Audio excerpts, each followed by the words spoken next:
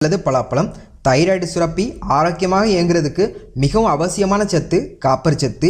இது பலாப்பழத்தில் நல்ல அளவில் இருக்கிறது. இது தைராய்டு ஹார்மோன் உற்பத்தியை சீராக்கி தைராய்டு பிரச்சனையை குணமாக்கும். அடுத்து இவ்வளவு நன்மைகள் தரக்கூடிய இந்த பலாப்பழத்தினை யாரெல்லாம் சாப்பிடக்கூடாது அப்படின்னு பார்த்தீங்கன்னா, சர்க்கரை நோயாளிகள் சாப்பிடக்கூடாது. ஏன்னு பார்த்தீங்கன்னா, பலாப்பழத்தில் ஃப்ரக்டோஸ் மற்றும் சுக்ரோஸ்ன்னு சொல்லக்கூடிய இனிப்பு சத்து அதிக அளவில் இருக்கிறது. ஸோ சர்க்கரை நோயாளிகள் பலாப்பழம் சாப்பிடக்கூடாது.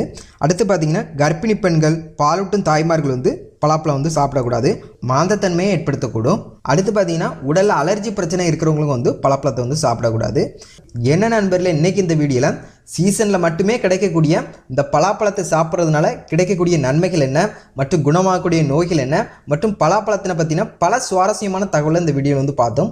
இந்த வீடியோ உங்களுக்கு பயனுள்ளதாக இருந்ததுன்னா ஒரு லைக் பண்ணுங்கள். பிறருக்கும் பயனுள்ளதாக இருக்கணும் அப்படின்னு நினச்சிங்கன்னா கண்டிப்பாக ஷேர் பண்ணுங்கள். மேலும் இது போன்ற ஹெல்த் டிப்ஸ் தெரிஞ்சுக்க அழகு ஹெல்த் அண்ட் பியூட்டி